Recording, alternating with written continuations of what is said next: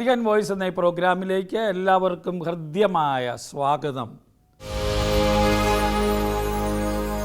സാധാരണഗതിയിൽ പരിശുദ്ധ പിതാവിൻ്റെ സന്ദേശങ്ങളാണ് നാം ഈ പ്രോഗ്രാമിലൂടെ അവതരിപ്പിച്ചു കൊണ്ടിരിക്കുന്നത്. പക്ഷേ കഴിഞ്ഞ എപ്പിസോഡിൽ നമ്മൾ തുടങ്ങിയത് മദർ തെരേസയുടെ തിരുനാളിനോടനുബന്ധിച്ച് മദർ തെരേസയെക്കുറിച്ച് എഴുതിയ ഒരു പുസ്തകത്തിൻ്റെ പശ്ചാത്തലത്തിൽ അതിൻ്റെ കർത്താവായ ജീൻ ടബിയുമായി വത്തിക്കാൻ പത്രം ഒസർവത്താറെ റൊമാനോ നടത്തിയ ഒരു അഭിമുഖത്തിൻ്റെ സന്ദേശങ്ങളാണ്. മദർ തെരേസയെ കൂടുതൽ മനസ്സിലാക്കാൻ നമുക്ക് സാധിക്കും.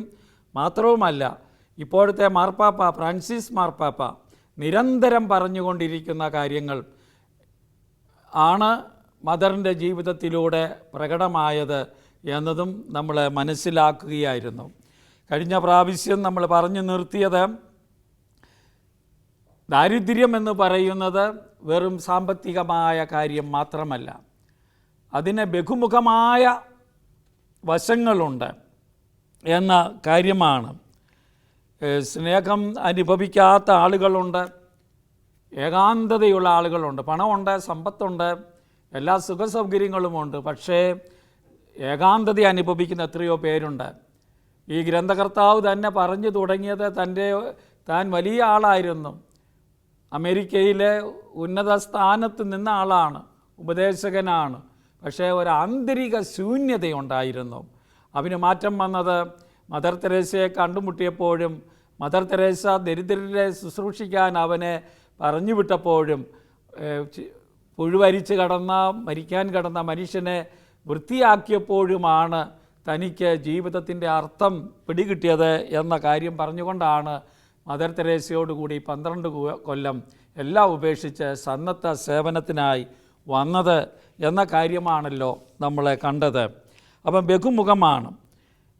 മദ്യാസക്തരെ കാണുമ്പോൾ അമ്മ പറഞ്ഞിരുന്നൊരു കാര്യം ജിം നമ്മോട് പറയുന്നുണ്ട്, ഗ്രന്ഥകർത്താവ് നമ്മോട് പറയുന്നുണ്ട്.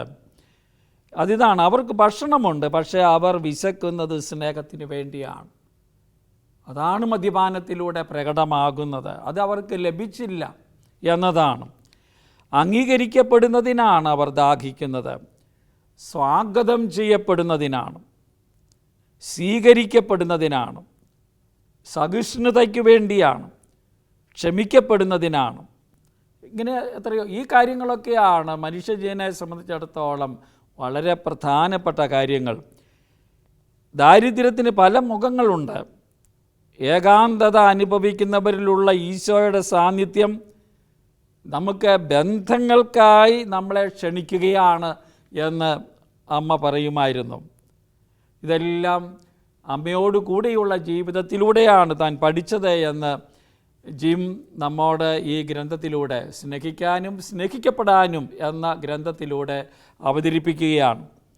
നമുക്ക് അടുത്ത ചോദ്യം അദ്ദേഹത്തോടെ ഉന്നയിച്ചത് ഇതാണ്: മദർ തെരേസയെക്കുറിച്ച് അമ്മയുടെ പ്രവർത്തനങ്ങളെക്കുറിച്ചും ഇതുവരെ കേട്ടിട്ടില്ലാത്ത ചില സംഭവങ്ങൾ പറയാമോ? അങ്ങ് അതിന് സാക്ഷിയായിരുന്നല്ലോ, 12 കൊല്ലം കൂടെ ഉണ്ടായിരുന്നു, ഉപദേശകനായിരുന്നു, സന്തത സഹചാരിയായിരുന്നു, പറയാമോ? അദ്ദേഹം പറഞ്ഞു, നിയമപരമായി ഉണ്ടായ വിഷയങ്ങളെക്കുറിച്ചുള്ള ഒരധ്യായം തന്നെ പുസ്തകത്തിലുണ്ട്. കാരണം അവർക്ക് ഒത്തിരി നിയമപരമായ കാര്യങ്ങൾ നേരിടേണ്ടി വന്നിട്ടുണ്ട്. ആ കാര്യങ്ങൾ വിവരിക്കുന്ന ഒരധ്യായം തന്നെ പുസ്തകത്തിലുണ്ട് എന്ന് പറയുകയുണ്ടായി. സത്യത്തിൽ കൂടുതൽ മനസ്സിലാക്കാൻ ഇതൊരു അഭിമുഖ സംഭാഷണമല്ലേ, ഗ്രന്ഥം തന്നെ നമുക്ക് വായിക്കാൻ സാധിക്കുമെങ്കിൽ അതാണ് വലിയ ഭാഗ്യം. അതാണ് അദ്ദേഹം പറയുന്നത്. കാരണം എന്തുകൊണ്ടാണ് ഒരു അധ്യായം എഴുതിയിരിക്കുന്നത്? പലരും അവരുടെ പേര് ഉപയോഗിച്ചിട്ടുണ്ട്.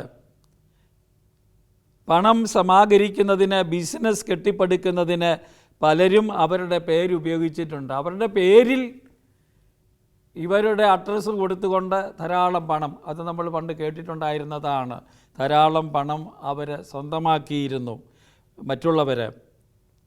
കാരണം പുറത്തുനിന്നൊക്കെ മദർ തെരേസയുടെ പ്രസിദ്ധിയും സേവനവും മനസ്സിലാക്കി ധാരാളം ഫണ്ടുകൾ അയച്ചിരുന്നല്ലോ. അതുകൊണ്ട് എനിക്ക് അവരുമായി പോരാടേണ്ടി വന്നിട്ടുണ്ട്. ജിം പറയുകയാണ്, അഡ്വക്കേറ്റ് എന്ന നിലയിൽ ഭവനങ്ങൾ ആരംഭിക്കുന്നതിനും സഹായിക്കേണ്ടി വന്നിട്ടുണ്ട്, പുതിയ പുതിയ സ്ഥാപനങ്ങൾ തുടങ്ങുന്നതിന്. അങ്ങനെ മാമോനുമായി, ലോകവുമായി, സമ്പത്തുമായി മദർ തെരേസയ്ക്കുണ്ടായ ധാരാളം അനുഭവങ്ങൾ കാണാൻ ഇടയായി. അമ്മയെക്കുറിച്ചുള്ള എൻ്റെ ഓർമ്മകൾ, അവരുടെ മാതൃത്വ മനസ്സിനെക്കുറിച്ചുള്ളവ ഞാൻ നിങ്ങളുമായി പങ്കുവയ്ക്കാൻ ആഗ്രഹിക്കുകയാണ്. ഞാൻ പ്രഭാത ഭക്ഷണം കഴിച്ചില്ലെന്നറിഞ്ഞപ്പോൾ ഒരു ദിവസം കയ്യിൽ ഒരു പഴം പോലും ഇല്ലാത്തത് കൊണ്ട് അമ്മ ചെയ്തത്, ഒരു കഷണം സാൻഡ്വിച്ച് പോലും ഇല്ലാത്തത് കൊണ്ട് അനുഭവിച്ച സങ്കടത്തിൻ്റെ കഥയാണ് എനിക്ക് പറയാനുള്ളത്.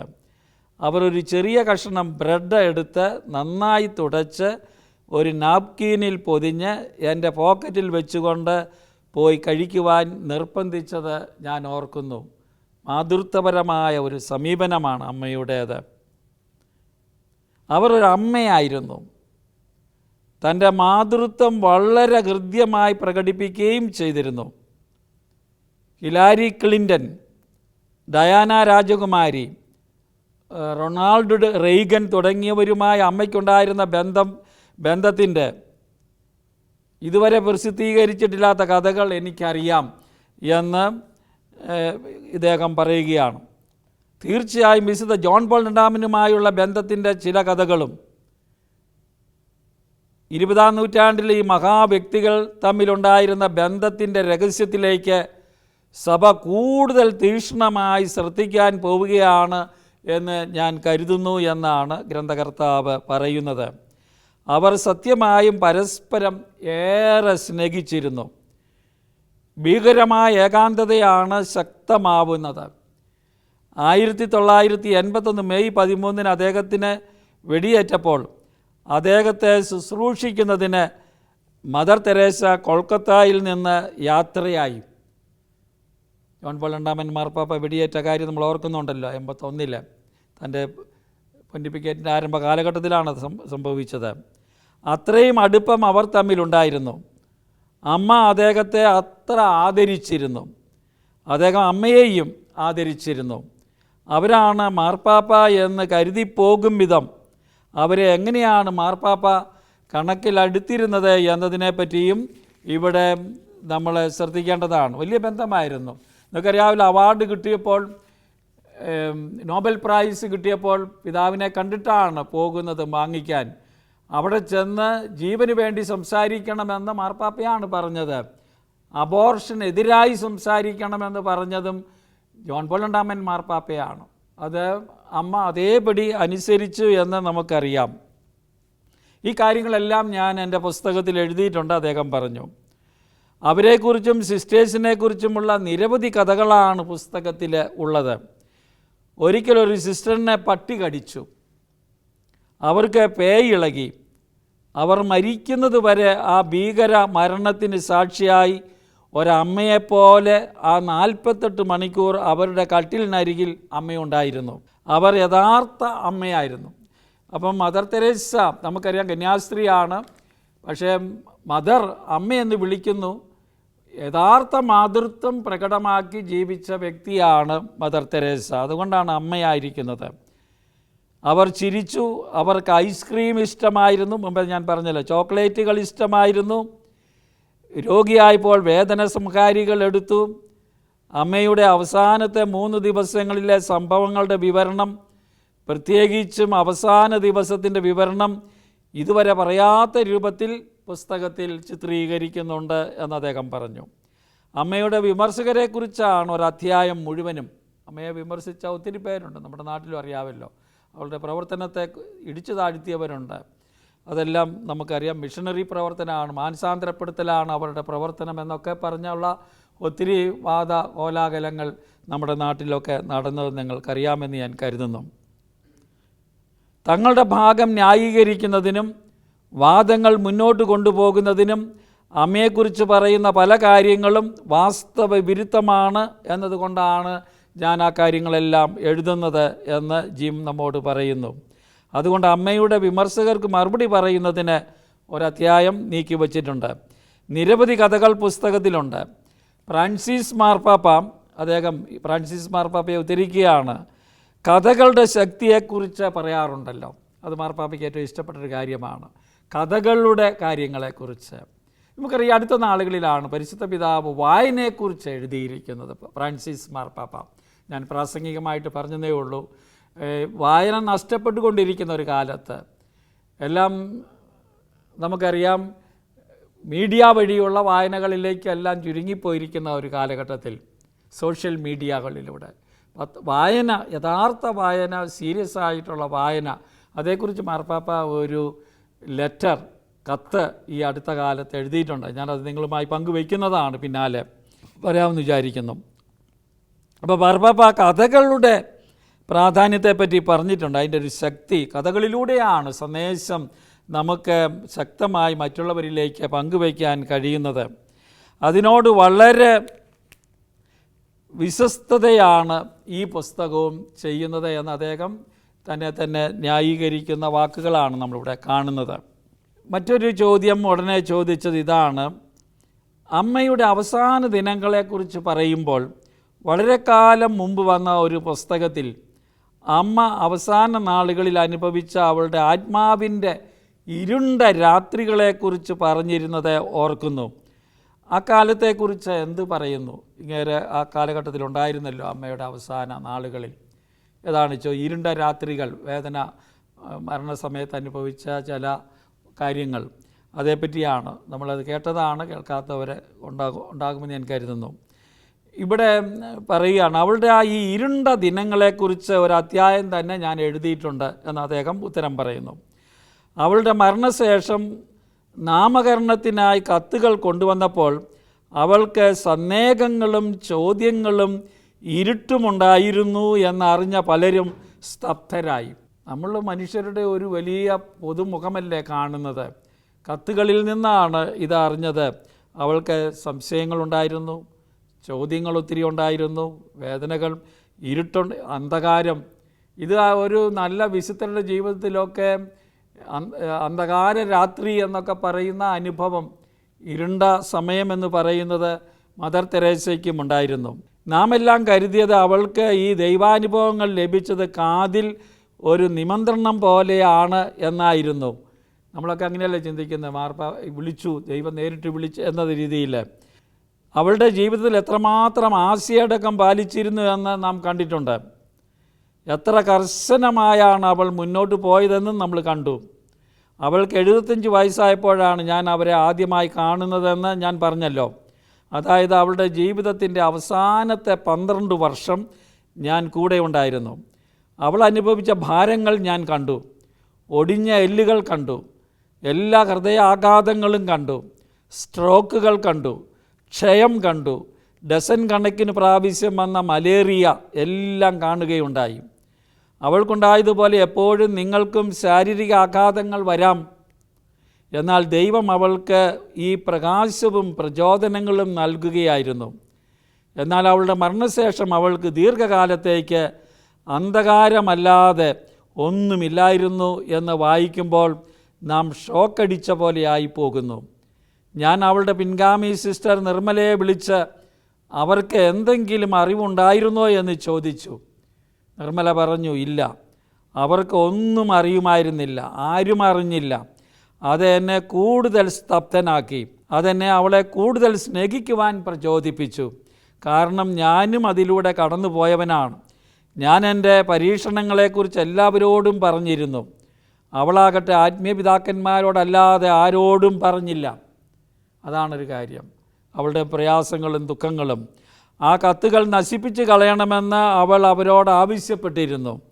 എന്നാൽ സഭ അവയെല്ലാം കാത്തുവച്ചതിന് നമുക്ക് നന്ദി പറയാം. അമ്മയ്ക്ക് വിശ്വാസപരമായ സംശയങ്ങളുണ്ടായിരുന്നു. ദൈവത്താൽ സ്നേഹിക്കപ്പെടുന്നില്ല എന്ന് തോന്നിയിരുന്നു. അങ്ങനെയുള്ള നിമിഷങ്ങൾ വരെ ഉണ്ടായിരുന്നു. ഈശോയെപ്പോലെ പരിത്യക്തയായി എന്ന് തോന്നിയിരുന്ന നിമിഷങ്ങളുണ്ടായിരുന്നു. എന്തുകൊണ്ട് എന്നെ ഉപേക്ഷിച്ചു എന്ന ചോദ്യം ഉന്നയിച്ചിട്ടുണ്ട്. എന്ന് ഗെത്സമനിയിൽ വെച്ച് ചോദിച്ചു പോയപ്പോൾ ഈശോ അനുഭവിച്ച പരിത്യക്തതയുടെ അനുഭവത്തിലേക്ക് കൂടുതൽ ആഴത്തിൽ പ്രവേശിക്കുവാൻ ദൈവം അവളെ അനുവദിച്ചു എന്നാണ് നമുക്ക് മനസ്സിലാക്കാൻ കഴിയുന്നത്. മദർ സ്വന്തം ജീവിതത്തിൽ അത് അനുഭവിക്കുകയും പാപങ്ങളുടെ ജീവിതങ്ങളിൽ അത് മനസ്സിലാക്കുകയും ചെയ്തു. ദൈവത്താൽ പരിത്യക്തരും ഉപേക്ഷിക്കപ്പെട്ടവരുമാണ് തങ്ങളെന്ന് മനസ്സിലാക്കുന്നവരാണ് പാവപ്പെട്ടവരും. അവരെല്ലാം വിളിക്കുന്നില്ല, നമ്മളൊക്കെ വേദനയുടെയും പ്രയാസങ്ങളുടെയും ഒക്കെ നിമിഷങ്ങളിൽ. അപ്പോൾ ഇത് മനുഷ്യ സഹജമാണ്.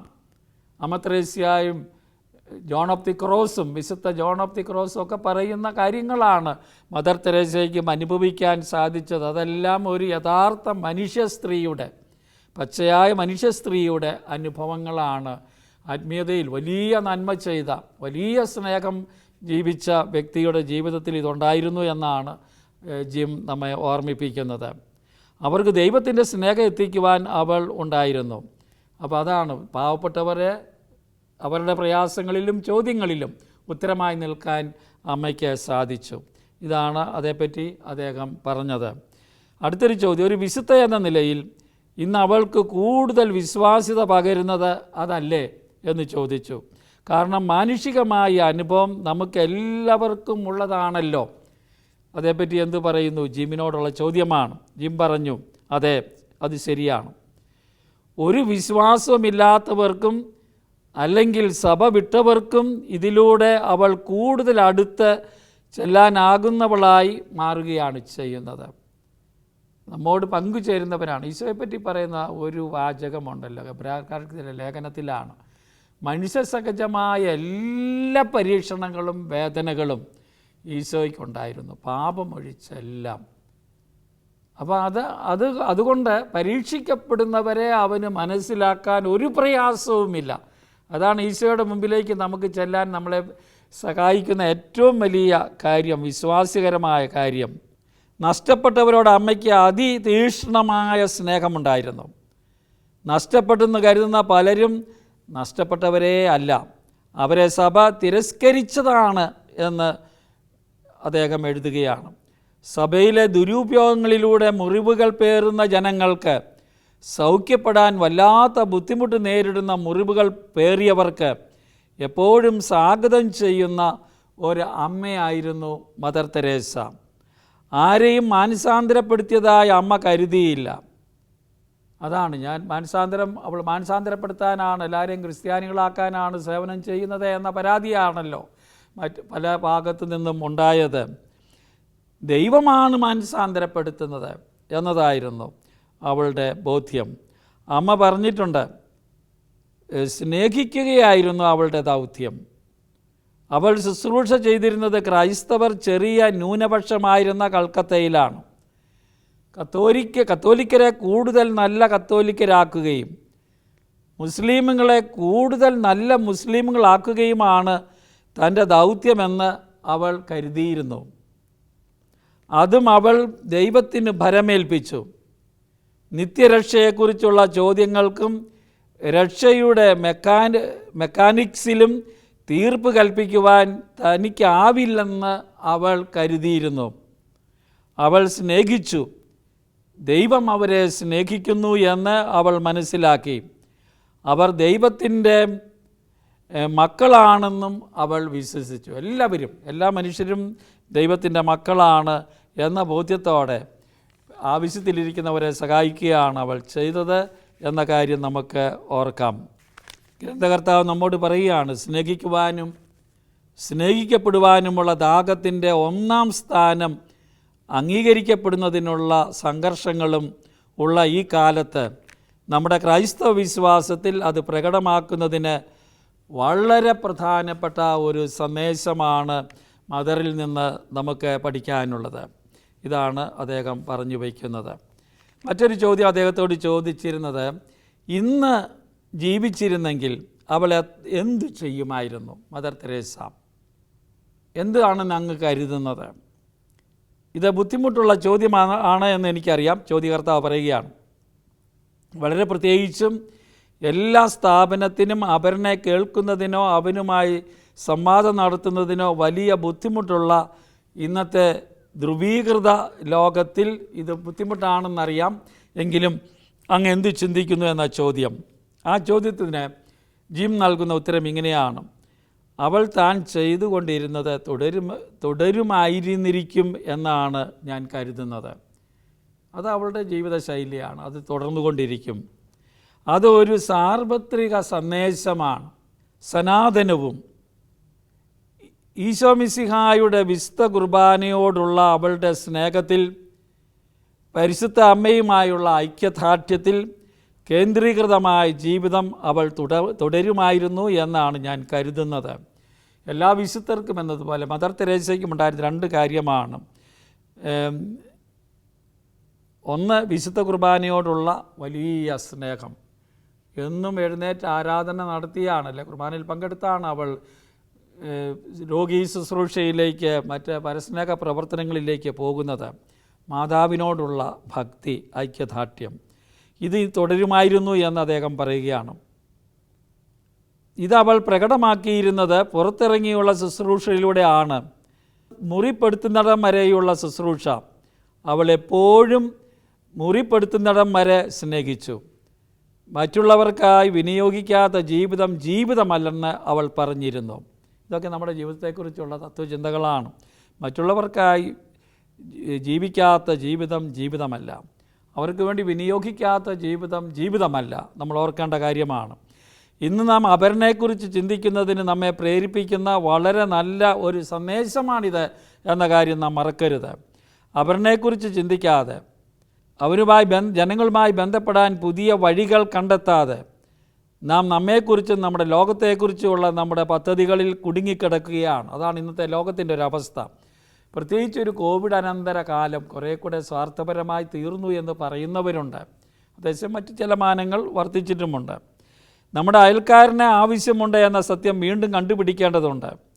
വീണ്ടും ബന്ധങ്ങൾ സ്ഥാപിക്കുന്നതിന് ജനങ്ങളിലുള്ള ദാഹം ഈ പുസ്തകത്തിലെ അമ്മയുടെ സന്ദേശം ജ്വലിപ്പിക്കുമെന്നാണ് ഞാൻ കരുതുന്നത് എന്ന് അദ്ദേഹം പറഞ്ഞു. സാങ്കേതിക വിദ്യ നമ്മെ വല്ലാതെ വേർപിരിക്കുന്നുണ്ട്. നിർമ്മിത ബുദ്ധി, ഇതെല്ലാം ഈ കാലഘട്ടത്തിൻ്റെ പ്രത്യേകതയാണ്. മനുഷ്യത്വമില്ലാത്തവനാക്കുന്നു നമ്മെ. നാം പരസ്പരം വേണ്ടതിൻ്റെയും വ്യക്തിയുടെ വിജയത്തിൻ്റെയും നമ്മുടെ ജീവിതങ്ങളിൽ സ്ത്രീകളിലും പുരുഷന്മാരിലും കുട്ടികളിലും വസിക്കുന്ന ദൈവത്തിൻ്റെ വാസം കണ്ടുപിടിക്കുന്നതിൻ്റെയും ഉണർവ് പകരുന്ന ഒരു സന്ദേശമായി മദർ തെരേസ നമ്മുടെ മുമ്പിൽ നിൽക്കുകയാണ്. അവർ ഒരു വസ്തുവല്ല എന്ന് നാം വീണ്ടും കണ്ടെത്തണം. അവരൊരു വ്യക്തിയാണ്. അമ്മ ഇന്ന് പ്രചരിപ്പിക്കുന്ന സന്ദേശം അതായിരിക്കും. വ്യക്തികളെ സ്നേഹിക്കുക, പരസ്പരം സ്നേഹിക്കുക. അതാണ് കൊൽക്കത്തയിലെ അവളുടെ കുടീരത്തിൽ എഴുതി വച്ചിരിക്കുന്നത്. ഞാൻ നിങ്ങളെ സ്നേഹിച്ചതുപോലെ നിങ്ങൾ പരസ്പരം സ്നേഹിക്കുവിൻ. ഇത് യോഹന്നാൻ്റെ സുവിശേഷം 15:12 ഈശോ പറഞ്ഞ വചനമാണ്. നമുക്ക് ജീവിക്കാനുള്ളതും നമ്മുടെ ജീവിതത്തിന് അർത്ഥം തരുന്നത് ഇതാണ് എന്ന് മനസ്സിലാക്കാൻ വിശുദ്ധയായ മദർ തെരേസ നമ്മുടെ നാട്ടിൽ വന്ന് നമ്മുടെ നാട്ടുകാരിയായി തീർന്ന് നമുക്ക് ലോകത്തിന് മുഴുവനും പ്രകാശം നൽകിയ ഈ അമ്മ നമുക്ക് വഴികാട്ടിയായിരിക്കട്ടെ.